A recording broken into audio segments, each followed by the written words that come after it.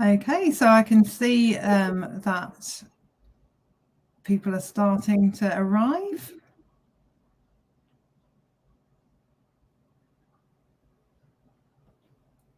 Fantastic. So welcome to UX Sheffield. My name is Bex from Bunnyfoot. I'm going to be hosting tonight. And it's so good to see so many people. I think we've had over 160 register for this event. It's obviously been very popular.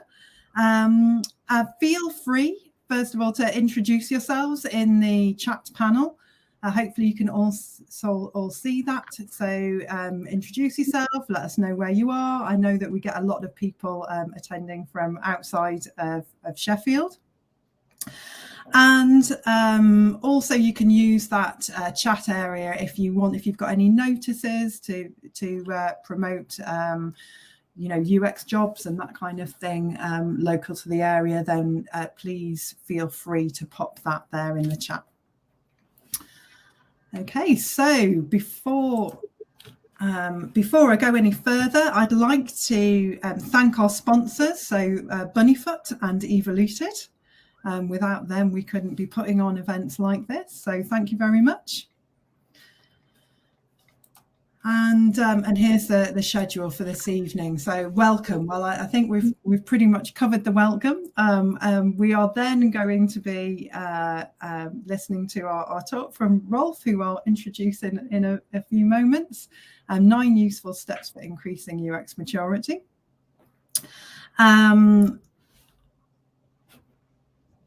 And then we have the Q&A, of course. Now, in terms of the Q&A, because the talk will be about 45 minutes and then we'll have time for questions. So with the Q&A, if you could please type your questions for Rolf Molich into the Q&A part that you can see on your screen there, so you can flick between the chat and the Q&A.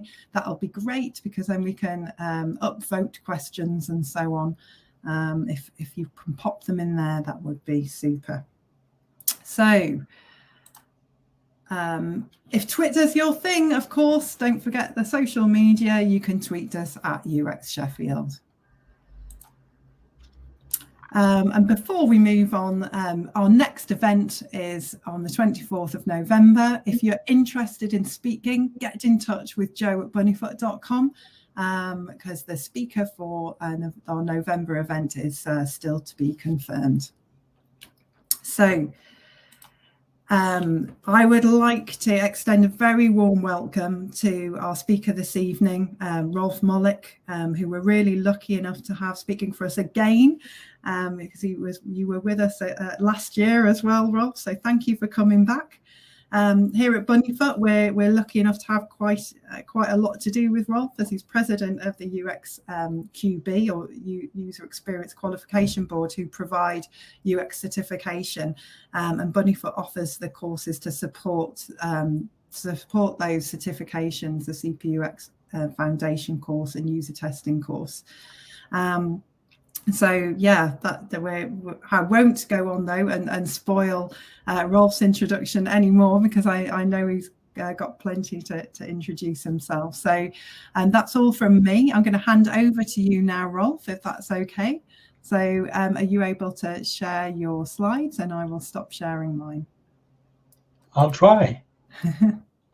Fabulous.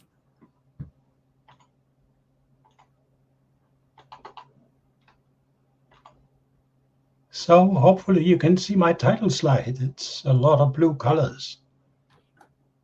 Bex, can you see it? It's just loading. It says, yeah, there we go. I can see it. So it's a title slide, 9 useful steps for increasing the UX maturity of your organization. All right, I'll start then. Thank you very much for your welcome, Bex. I think it's about the 4th time that I'm speaking to UX Sheffield. I've been there twice. I almost said alive in the real world. And this is the 2nd time where I'm giving a virtual presentation. So what is it that I want to show you? Let me just tame this beast. There it is. I'll show you 9 specific steps that you can take to increase the acceptance of UX in your organization. And let me start by introducing myself. I founded Dialog Design, which is a tiny Danish company, in 1993. And right now I'm using my UX management experience over the past 35 years to write stories and curricula about UX management. And one of these stories I want to share with you this afternoon or tonight. First, let me introduce the main character of this story.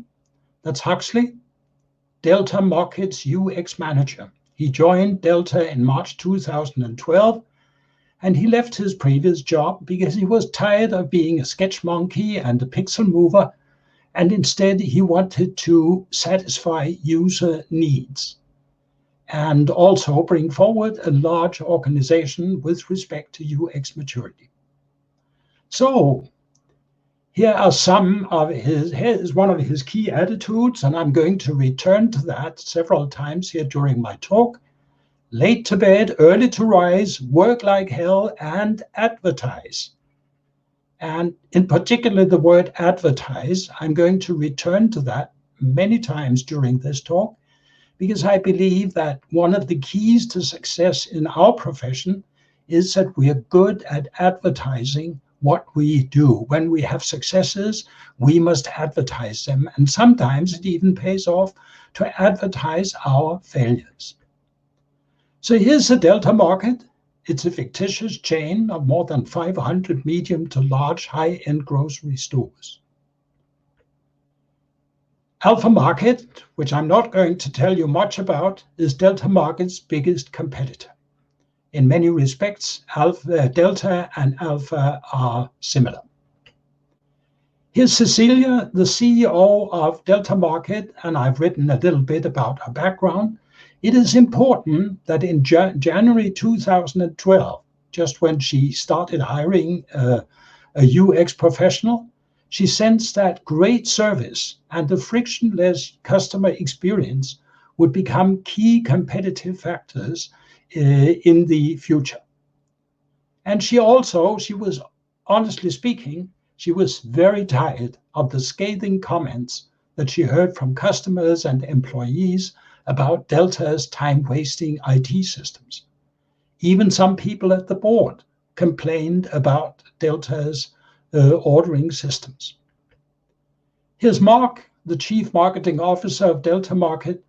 He was appointed in 2011, and he joined Delta Market because he was very interested in following Cecilia's visions. Mark is Huxley's boss.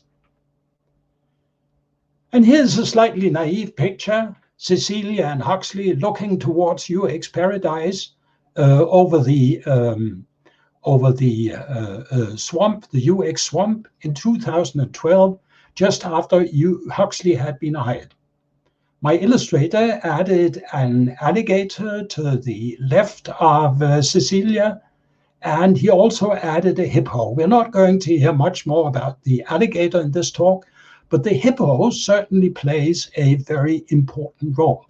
He looks very friendly. It's a he, of course, the hippo. He looks very friendly, but as you will see, he's not that easy to cope with. Right, so the UX swamp, I've been using that expression.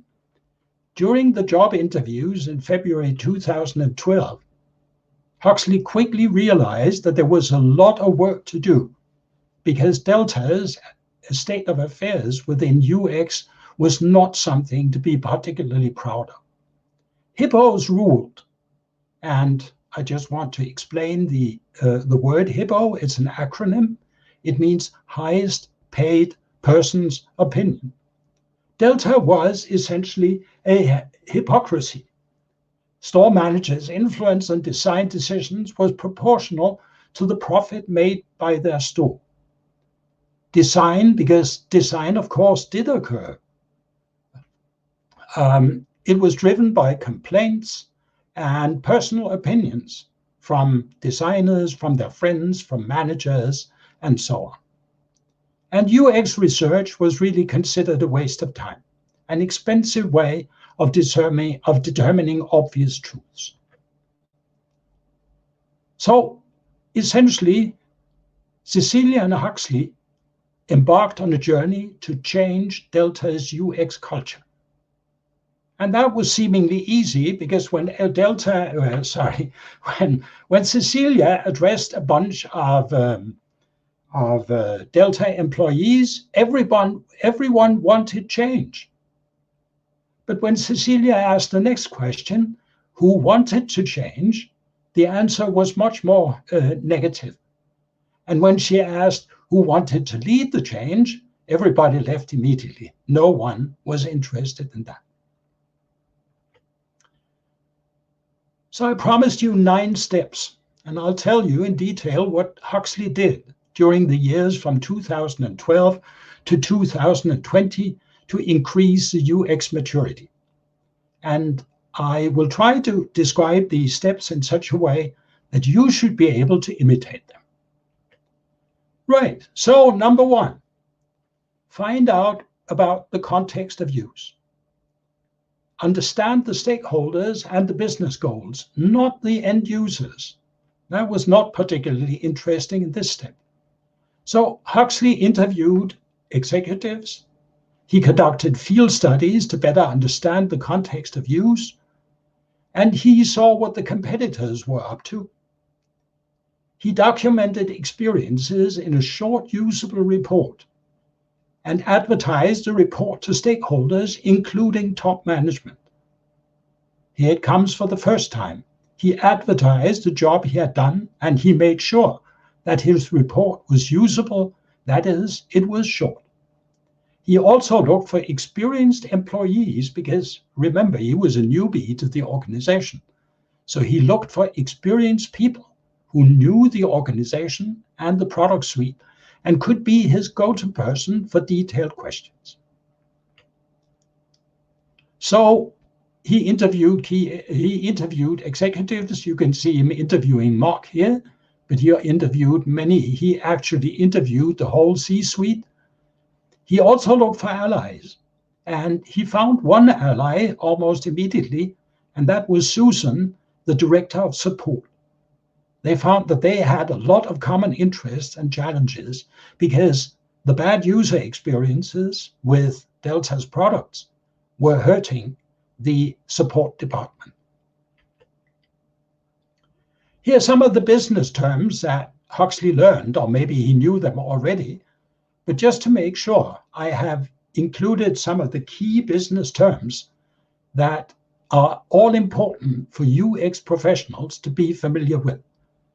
And to make sure that my explanation of them is usable, I've included an example for each of them. So a business goal could be to increase the revenue.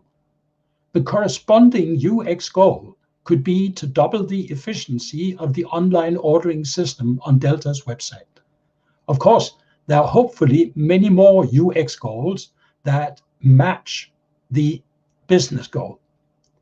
And from that UX goal, we can create a UX vision. Customers rave about the highly efficient online ordering system. Move on, UX strategy, and finally the UX tactics.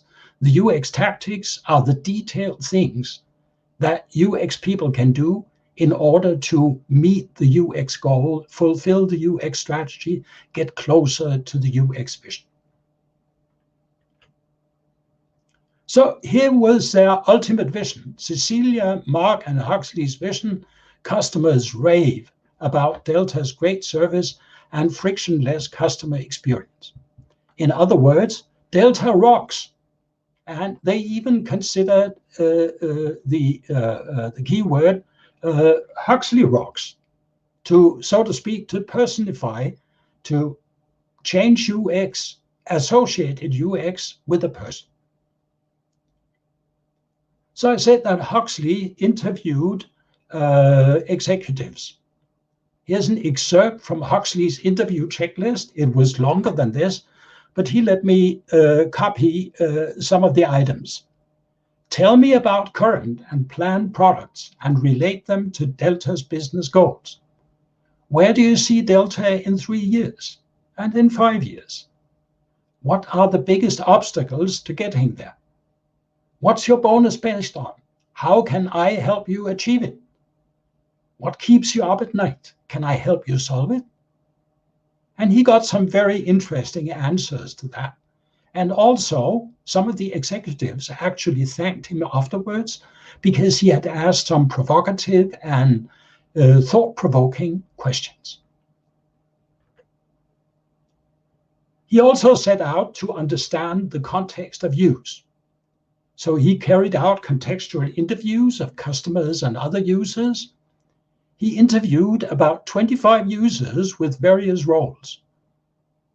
Most importantly, of course, the sales associates, because they know the customers very well, store managers, deputy managers, frequent customers, infrequent customers, happy customers, unhappy customers, customer support, and so on and so forth. He made sure that he did not just go to the flagship store where everyone else went, but he also went to some of the stores that were a little bit away and that did not get visits from the main office that often. He worked for 2 weeks in 2 of Delta's stores, filling the shelves, checking out customers, and so on and so forth. So he essentially worked as a sales associate. He kept a diary to keep track of his findings. You're probably all familiar with diary studies. So in this case, he kept the diary for himself. To see what the competition was up to, he visited several Alpha markets, bought things, used Alpha's website to make purchases. He made returns and asked questions to customer service, just to find out what are they doing better? Where are their pain points? Because we need to be better than them in their pain points. So I've been speaking a lot. Now it is your turn to talk a little bit. So grab your smartphone or your tablet or your computer. And as it says in the bottom line, go to sendsteps.me. It's going to ask you for a password or a code. And the code is the simplest one that I could think of. It's Anna. And when you do that, it will say, yeah. And then it will show you the 4 questions. The 4 answers to the question, what is a KPI? If you know it, click the answer that you think is right.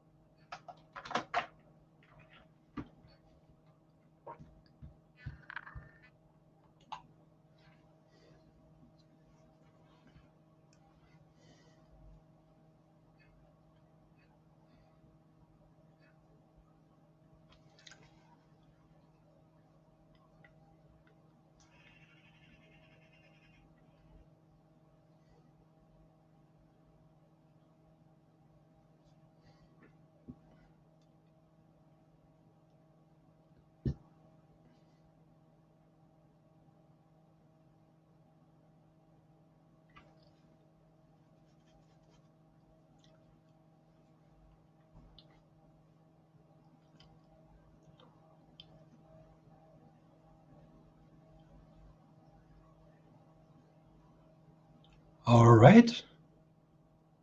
I'm still here. I'm waiting for, I'll give you a little extra time. There are going to be more questions like this later on.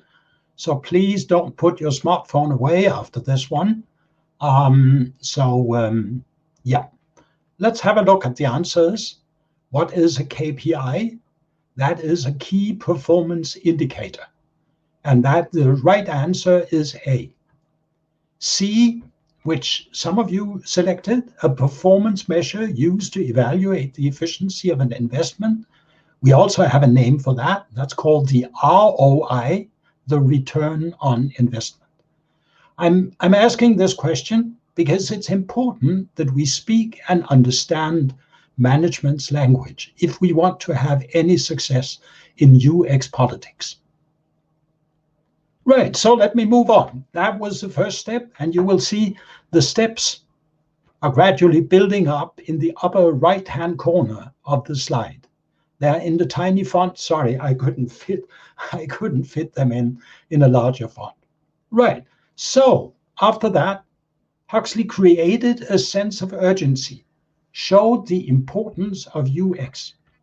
He used the insights from the interviews as a basis for focused usability tests to illustrate UX problems in representative key products and user journeys. And he was very well equipped to do that because of his user studies and because of his interviews with management. So he knew exactly where the pain points were, and he could focus his usability tests on these pain points. So he knew that there would be interesting results from these usability tests. And he selected the online ordering system. The purpose of the usability test was not so much to find usability problems. It was more to demonstrate convincingly to stakeholders that the product contained serious or critical usability problems, and on the positive side, that there were ways to solve these problems. He invited stakeholders to observe the usability test sessions. He made it simple and convenient for stakeholders to observe live test sessions. And he conducted the test sessions on Friday afternoons, and he made sure that there was a little bit of beer available in the observation room. He also defined a number of KPIs for the key product and used the usability test to roughly measure the KPIs. Huxley says, seeing is believing. Make it easy for stakeholders to observe usability test sessions, especially in a company that has a low UX maturity. Observe them as a group, because watching and discussing makes converts. So here's some of the key. I've been talking a little bit abstractly about key performance indicators. Here are the key performance indicators that Huxley and Mark defined together and which Huxley measured. Again, this is just an excerpt. He defined about 10 KPIs, and here are 3 of them. Time it takes an experienced customer to order 2 specific products. Time it takes a customer who has never used Delta's website before to order 2 specific products. And users' willingness to recommend Delta's ordering system to family and friends. It could be the Net Promoter Score. And some of you may not like the Net Promoter Score, and neither do I. But again, the Net Promoter Score is part of the language that management speaks. So we better use that if we want to convince management. Step number 3, generate quick successes. So Huxley made sure he convinced the IT department to implement the recommendations from the usability test, and then he documented progress in business terms such as competitiveness, profit, and risk. And for the second time, advertise the success. I've shown this first part of the process here. Field studies helped him to identify critical usability problems. Then he defined and measured KPIs together with management, corrected usability problems, measured the KPIs again, documented progress in business terms and KPIs, and advertised. Next one, create a vision for change. Of course, because of the interviews that he had had with top management, he knew about the business goals and the business strategies. Some of these business goals and business strategies were not relevant from a UX point of view, but he aligned the UX goals and UX strategies with the business goals that he had identified. UX goals and UX strategies never exist in a vacuum. They must always be connected to business goals and business strategies. So he created a series of storyboards, prototypes, and to-be user journey maps that illustrated what the UX could look and work like in 3 years when the UX goals had been achieved. He asked the executive team and the board to comment on the UX vision and suggested that they discuss and provide input to the UX vision in a one-day workshop. He advertised, there it was again, the UX vision widely and invited all stakeholders to contribute. And when they contributed, he made sure that they got a reasonable response. As Huxley says, and I don't have that on the slide, the first piece of feedback is free. You have to pay for the second and third and fourth piece of feedback, not with money, but by giving a reasonable response to the feedback you get. And he got into a very good dialogue with some sales associates, for instance. He constantly improved both the UX vision and the presentation based on the feedback, and he was sly enough, after some iterations, to advertise widely that the vision was based mainly on input from stakeholders. He distanced himself, so to speak, from the UX vision. Then he used in step 5, he used the short-term successes, UX strategy, and the UX vision to argue for more resources. So he asked for $500,000 for a 3-year period for various UX activities. It was quite clear to him that there had to be a board that would overlook what he used the money for, and he fully understood that and actually suggested that they kept track of the relevant KPIs. He also asked for resources to hire additional UX professionals because he knew that he could not manage the next steps on his own. Step 6, communicate the UX vision. Huxley ensured that the entire organization regularly heard about the UX vision as it changed, both from him and, more importantly, from senior management. So he attended senior management's presentations, and if there was some that had got the UX vision wrong, he made sure that they understood what the UX vision was about and made suitable prototypes and user journey maps available to them. Huxley used user journey maps extensively to communicate the UX vision. Huxley says that user journey maps are easy to understand by management. They illustrate user frustrations and delights at touch points and show the need for change. Huxley essentially says that good UX is touch point management, creating, evaluating, and improving touch points. So, next question for you. I'll stop talking for a moment. Please answer this one.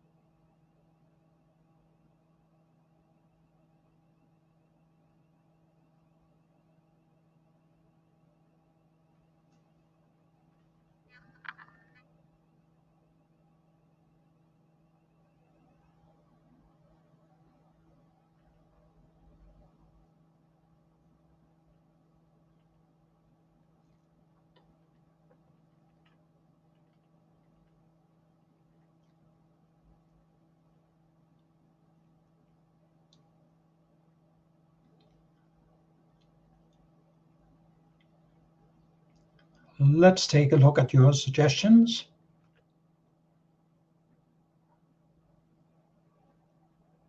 Yes, Start by understanding the context of use.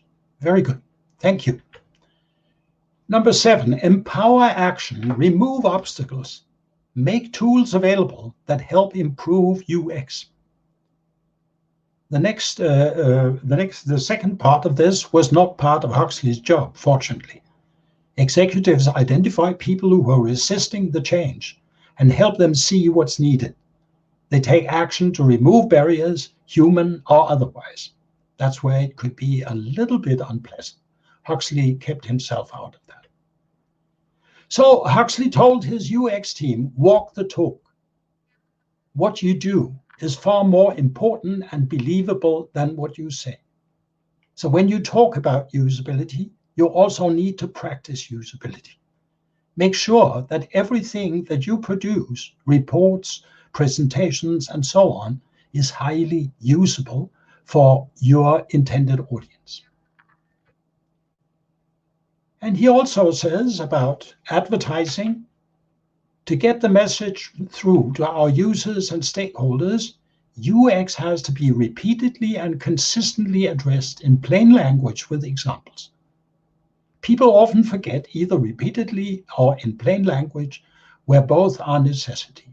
And Huxley believes so much in this that he actually has a framed picture of these important words hanging on the wall in his office. So the tools that they created, here's some examples of the tools that they created: a UX style guide, an interaction standard, a pattern library, of course, with usable patterns, procedural standards for usability testing, interviews, and so on, which formed the basis for a quality system. He ensured that the tools were usable. They actually usability tested their style guide, advertised the tools in a usable way, and followed up on the use of the tools. Build on the change. Mark made sure that successes were celebrated all the way up to the top of the organization. So they gave success a stage, and that made other teams who were not initially convinced by what Huxley was doing aware of what it was that Huxley was actually saying. So Huxley analyzed what went right and what needed improving after every success, updated the UX strategy, measured regularly, and documented and communicated failures and successes, for example, in their internal newsletter. Make it stick was the next point. Anchor the changes in the organizational culture. Many organizations make the mistake that they declare success too early.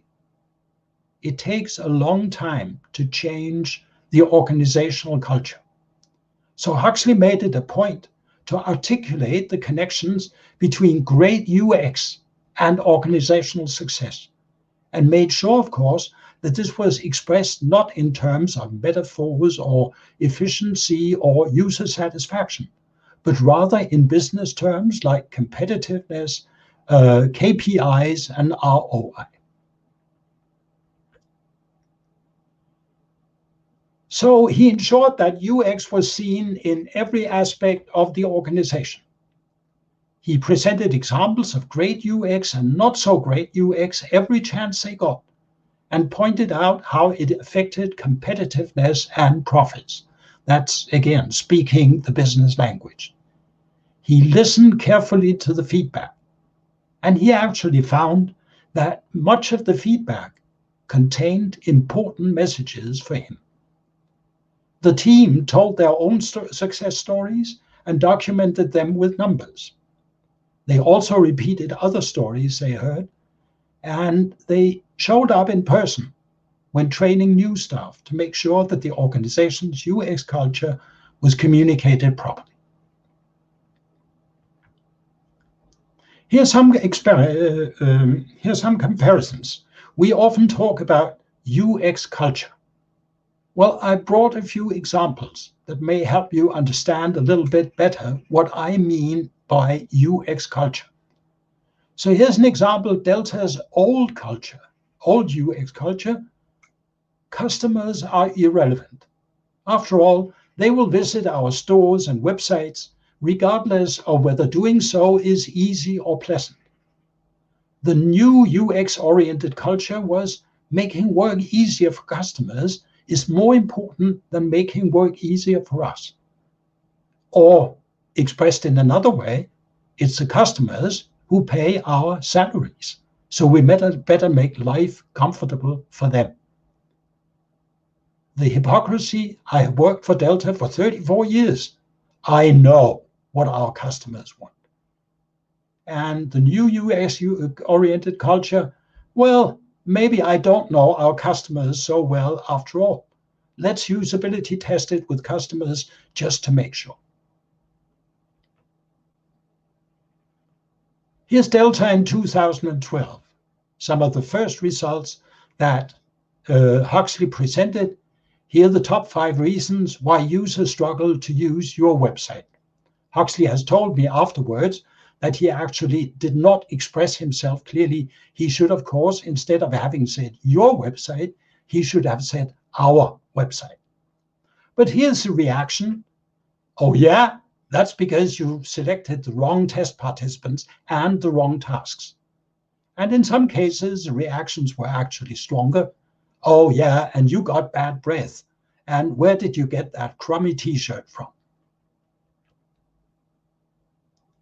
Here is the same scenario 8 years later in 2020. The meeting room is dark because no such meetings take place. No one discusses usability test findings. They're simply corrected without discussion.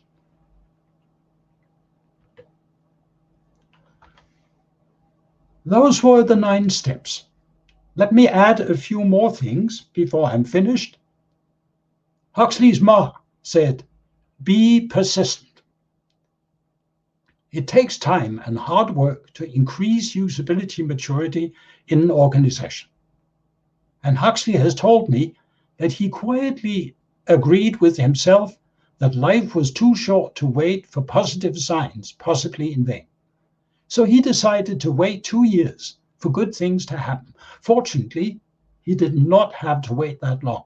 And of course, that's why he took the job, because he felt that there was a reasonable chance that good things would start to happen. So some of the good things are development teams start doing field research, or even better, they start asking the UX team to do field research, and very importantly, they implement at least some of the findings. And independent of these teams, measurements show that the UX of key internal and external products starts to improve significantly. These are the numbers that they need to prove success. There was resistance, and Huxley met resistance with persistence. In step 1, when a top executive said that he didn't have time for an interview, Huxley offered to meet him anywhere, anytime, 24/7. And finally, the top executive gave in, and the interview took place on a golf course, Sunday at 4:30 p.m. And the executive was a little bit impressed afterwards with Huxley's persistence. There were, of course, obstacles. And that's actually something that I'm researching at just a moment, because it doesn't always go as smooth as I've been telling you in the past 48 slides. So the hypocrisy prevailed for years. He met resistance with persistence and indisputable facts. He expressed himself in business terms such as competitiveness, profit, and risk. Some teams implemented designs that differed substantially from the prototypes given to them by the UX professionals. And of course, when asked, the designers and programmers said that they had a better way. They wanted to do it their way. And their gut feeling was just that their way was better.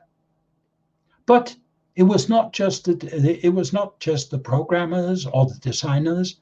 It was also some of the UX professionals who were not totally professional in their use of UX methods. Some of them favored cherry picking.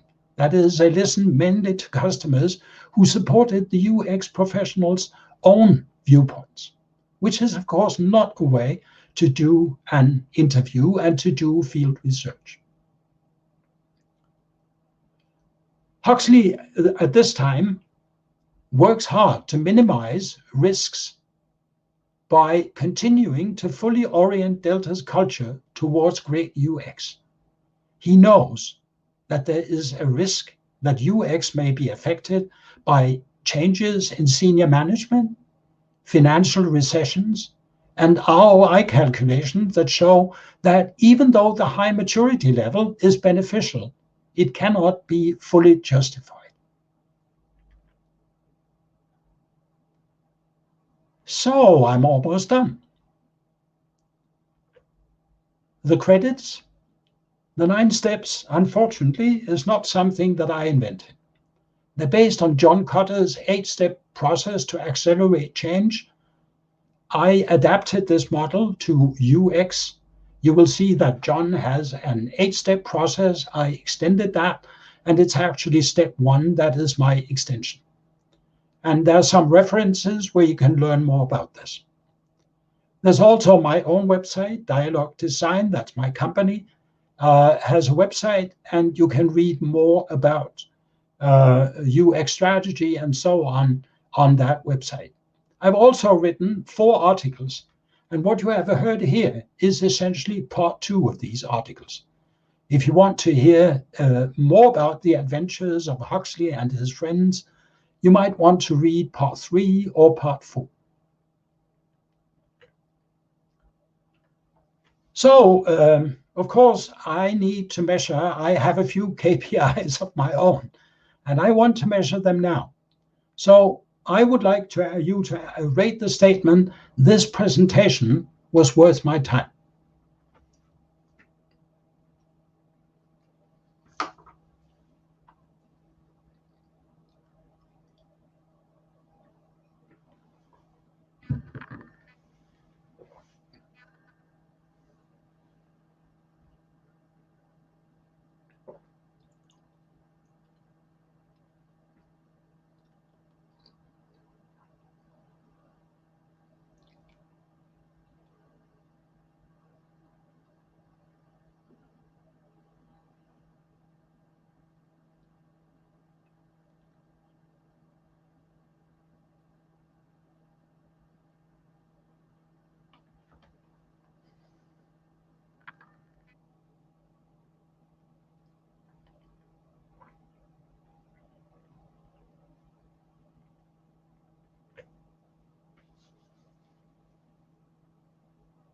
Yep, thank you very much.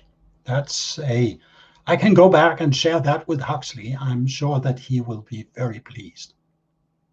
Right, so here's the model again, the 9 steps. I won't repeat them right now because, I won't repeat them. They are here in summary. And just the key takeaways: understand the stakeholders and business goals by doing user research. Create a climate for change, or create a burning platform, as Cotter says, by asking stakeholders to observe usability tests and watch the people who pay their salaries struggle. Show how UX can be measurably improved through changes based on usability test results. Express the improvement in business terms, such as competitiveness, profit, and risk. In other words, speak the user's language. You probably heard that one before. It applies to you as UX professionals too. Advertise your successes and nudge the organization's culture by advertising and celebrating successes. Just one practical remark. If you want a copy of my slides, I have another KPI.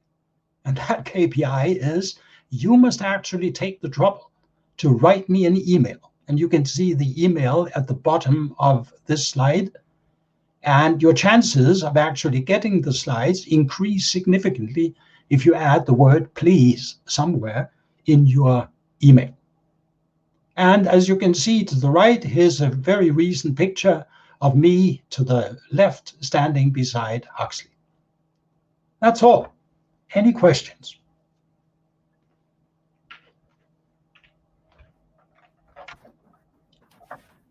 Okay, Rolf, so we have some questions in the Q&A. Please do continue to pop any questions in there if they're coming to mind.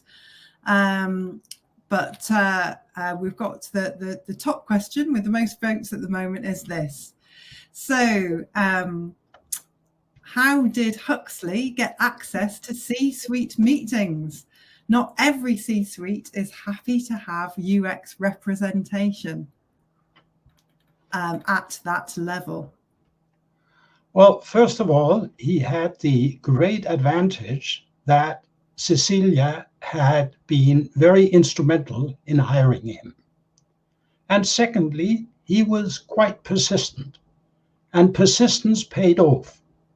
He started off by interviewing a few executives who did have time and who understood his visions and ideas. And then it actually happens that executives talk to each other. And some of them felt that Huxley's questions were so interesting that they recommended him to other executives.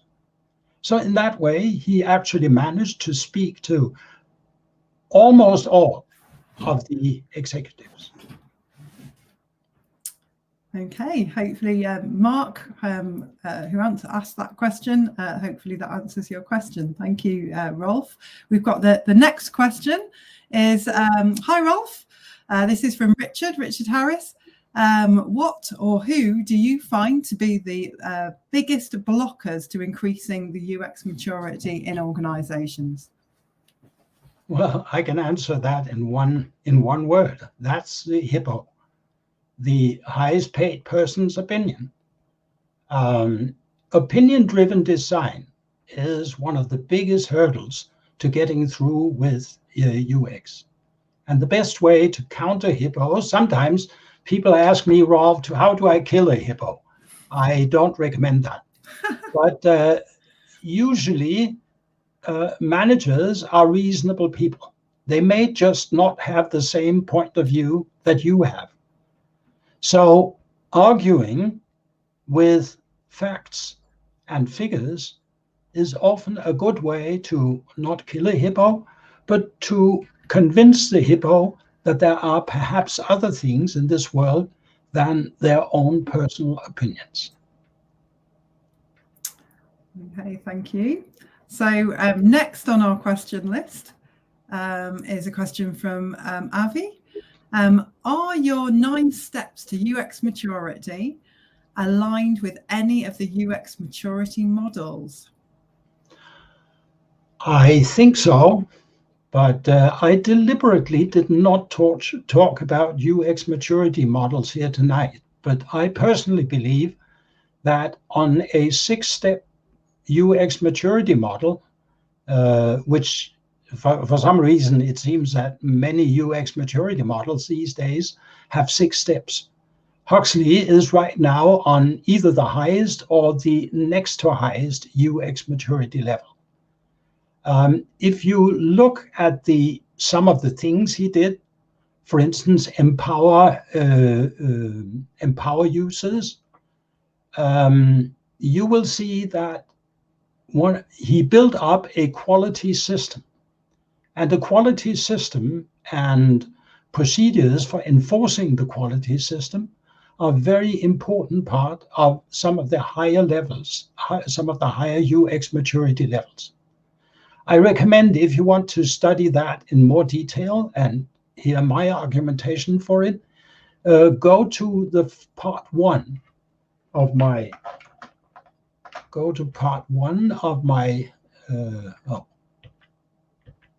that is, go to the UX Paradise Part 1 article, Milestones on the Road to UX Maturity. And you can find the link to that article. You can either go to uxmatters.com and search for Molich, and then you will find the article. Or if you go to my website, Increasing the UX Maturity of Your Organization, you will find summaries and links to all of these articles. And in part 1, I actually discussed the underlying UX maturity model. But I thought I didn't want to bother you with that here tonight. But I'll be happy to come back in a month or so and tell you everything about, tell you my personal opinion about these UX maturity models. I can say that, to the best of my knowledge, the maturity model that I prefer is compatible with the ISO model. There's an ISO standard called 33020, and it defines a capability model, and that one is easily adaptable for UX purposes. So that has been my point of departure. Okay, great, thank you. And this one was actually from me, Rolf. Do you have any advice related to the selection of KPIs? Oops. I would say I have a little bit about the process. They must be easy to understand by managers and by ordinary users. So in the case here, I've made sure that the KPIs were understandable, comprehensible to, what are they called? To salespeople and to executives as well. It's also very important regarding the process that they are worked out together with management. It must not be the UX professionals who define them in a vacuum. Of course, the UX professionals need to make sure that they are realistic from a UX point of view. But the users, the consumers of these KPIs, should have a very important word in the formulation and the selection of the KPIs. Okay, thank you. Just a couple more questions. So Nina has one now for us, which is, measuring the ROI or return on investment on UX is a complex task. Do you have any suggestions on approaches? Yes, I totally agree with the question. It is complicated.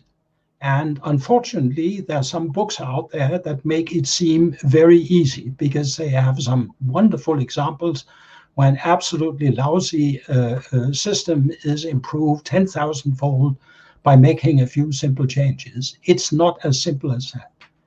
You need to understand what quantitative user requirements are, because they are examples of things that can be measured. And you can show return on investment by defining suitable KPIs and measuring those. But I totally agree, it is not a simple task. I didn't bring them here, but actually I have been, of course, Huxley, not me. Huxley has been working out some ROI calculations.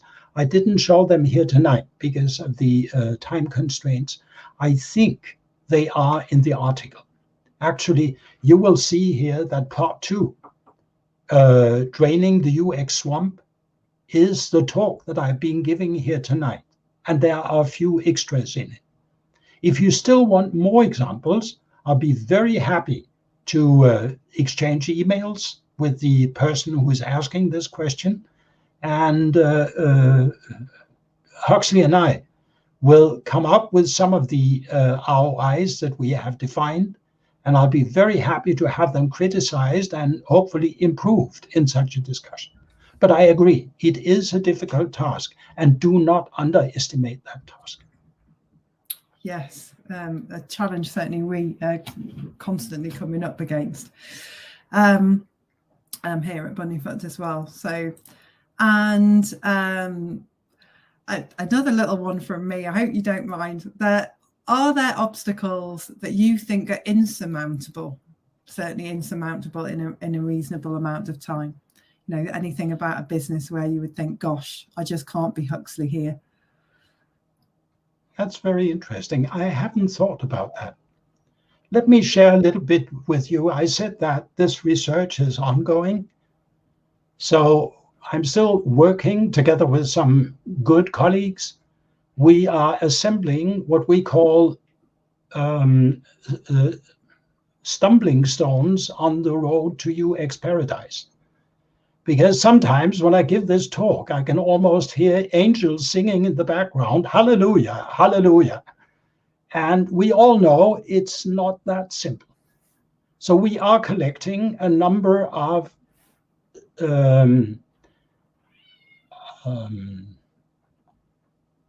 what's it called? Stumbling stones, and analyzing those. And until now, we have not met a stumbling stone that we considered insurmountable.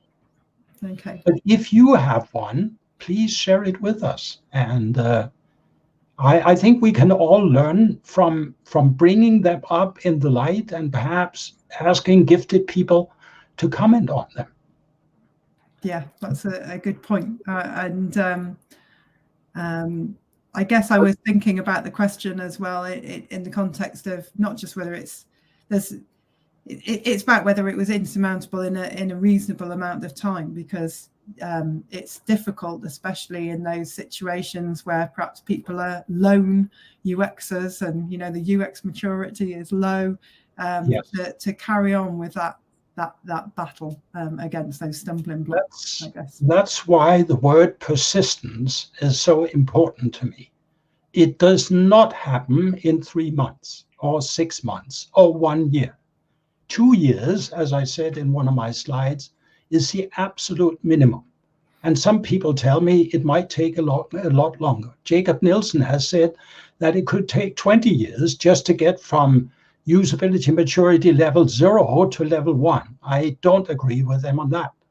But it takes considerable time, and you have to appreciate the small steps, baby steps, as Jared Spool calls them. And you have to appreciate and celebrate the small victories. And then you may have luck. It also depends, of course, on the quality of the people that you hire. Not every UX professional will be brilliant in helping you achieve a higher UX maturity. And it looks like we've got just enough time for the final question, and that is from Sabina.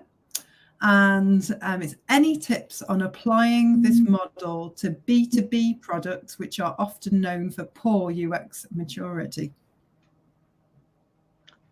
I must say I try to be very humble when I get questions like that. And I must say, unfortunately, I don't have that much experience with B2B systems. So, but again, I would say that as far as I can see, and again, please correct me if I'm wrong, I would say that I don't see any fundamental differences that would prevent you from applying this 9-step model.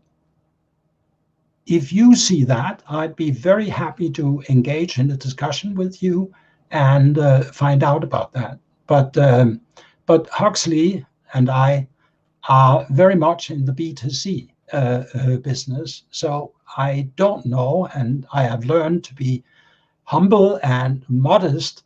So I would rather not try to appear as a wise guy when answering that question.